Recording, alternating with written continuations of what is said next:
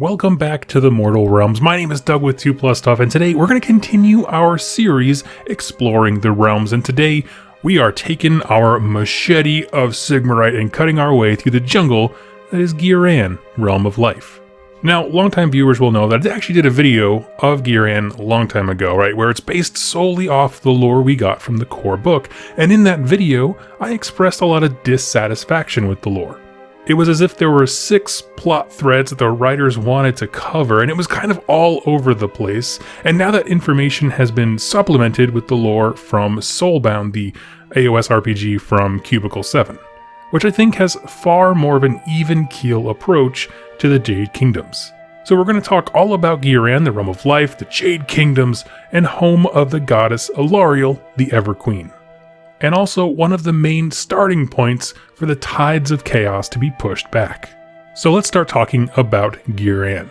As was made clear in the intro, this is the Realm of Life, so the real question is, what kind of environment does that magic naturally create? We know every realm has every biome, like they'll have forests, they'll have volcanoes and snow-tipped mountains and all this kinds of stuff, but all of it's going to be kind of tinted with life magic. What this fundamentally creates is life in abundance, right? Ancient trees as tall as any structure made by mortals in the big cities. Waters that purify and energize huge forests of unimaginable density. Wildlife that spreads to every corner of the realm, both big and small. Their natural life cycles on overdrive as young are perpetually created. It's a realm of impossible beauty, right? Where nature bends the laws of reality to, create waterfalls that go upwards and jungles and floating islands. But as much as this realm is defined by its intensity of flourishing life, it's equally defined by seasons. That is the natural life cycle. And that's an important distinction between just having an abundance of life, but also all of that life has a cycle. And that's the theme that's laced through every single aspect of the setting, even when we first were introduced to it in the Realmgate War series. That everything has a life cycle. Trees grow, winter comes, they die, only to be renewed in the spring. And focusing on seasonal changes of flora and fauna are easy because we as readers, we understand them, right? We get it. But things get weird when every region can have its own isolated season. So imagine if you were in spring, right, and your neighbor, who's not that far away from you, was in fall, like the next state over. Right, here in the States, I understand that my summer is Australian winter, for example, something like that. But when it's seasons that are so isolated but so close together, that's when things get really weird. And this cyclical nature gets even crazier when you apply it to something as big as, say, a continent. That within a continent there are dozens of seasons all happening and rotating, but the landmass itself is also in its own life cycle. Islands, continents, they all move and come together, allowing several species to meet. An intense geological process happens, and boom, new islands appear. As if the land itself was in a cycle of life that involves migration and reproduction. We've talked in other videos that the realms are set up to be more stable in the center and get wilder as you go towards the edge, and that holds true in Ghyran as well.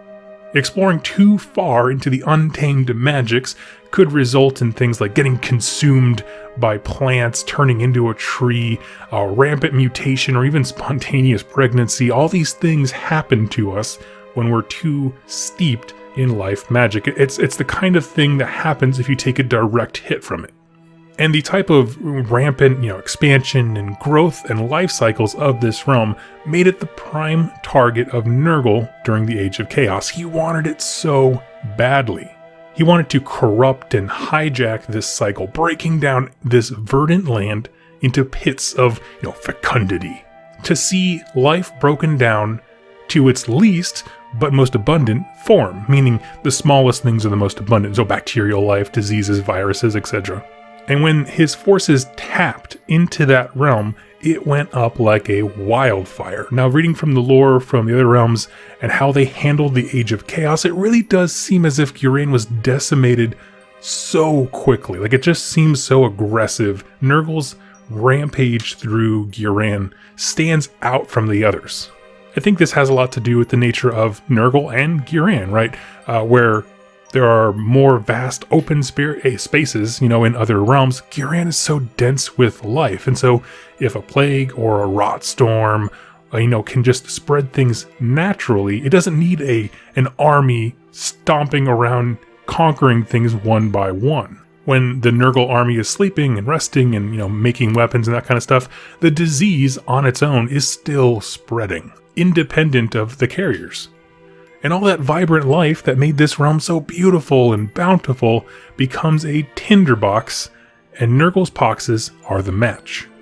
Now, I'm not really going to go into the lore of Alarielle herself. I did a whole series on Sylvaneth that covers her, but I wanted to point out the invasion of chaos because it really sets the scene for what you and I get to engage with in the setting.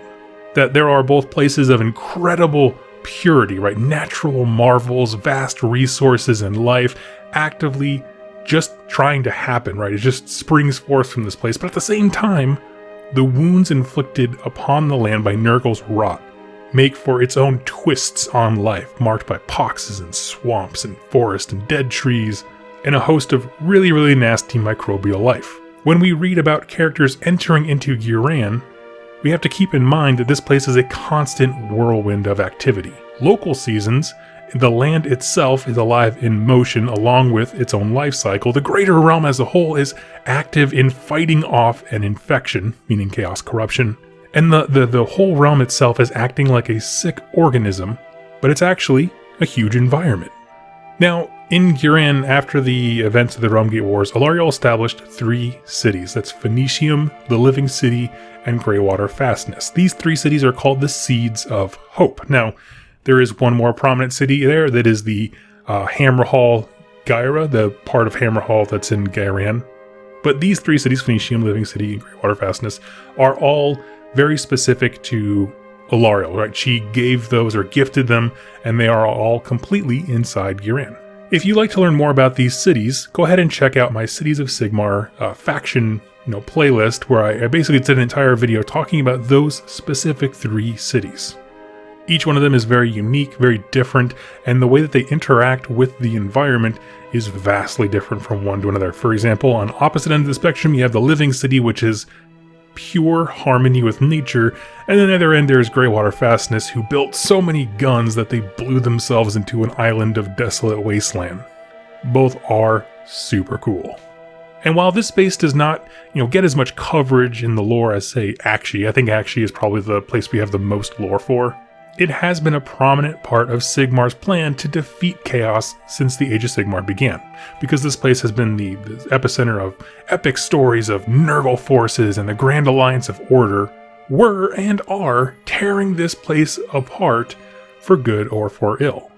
It's where we got some of the coolest heroes, the Hallowed Knights, Gardas Steel Soul, Bolarax, the Great Unclean One. There's a lot of cool stories that happened in Ghyran. Of course, obviously, Alarielle being reborn in the Sylvaneth and all that kind of stuff. It was a very instrumental part in the first year of Age of Sigmar. But now I want to talk about modeling your army to be from this realm. The easiest and most basic thing there is plant life, right? Forests, jungles, grassy plains, all those things are super easy to represent with your bases. But one thing I would equally say represents the realm is seasons. Autumn, winter, spring, and using basing and environmental storytelling, put troops somewhere inside that life cycle. I think that's probably the best thing that you can do. In addition to that, this is a place where some common bits make a lot more sense. For example, if you're going to be, traveling through the realm, you're going to want a lot of flasks and things to carry these healing, life-giving waters with, so that would be pretty sensible. Those are easy to get a hold of, little canteens and that kind of thing. As well as you could totally paint your weapons to be made from wood, because there is actually a whole line of trees in Ghyran that is as strong as steel. And there are Dwarden smiths here that actually build weapons and that kind of thing out of wood. There's not a lot of information about them. I want to see them prominently in the lore. The second there is, I promise I'll do a video about them, but that seems really interesting to me.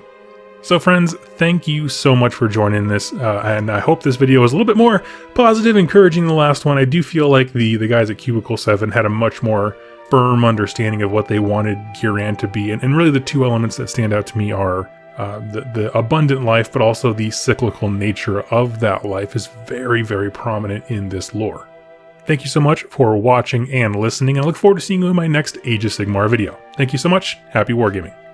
Hey everybody, I hope you enjoyed that video. It was made possible by the folks over here to the left. These are my top supporters over here on YouTube and on Patreon that keep this channel going. If you'd like to learn more about how to become a supporter and get some cool things in the process, like exclusive pictures and interactions with me, and get your questions answered here on the channel, go ahead and click any of the links down below or the join button on the community page over on YouTube.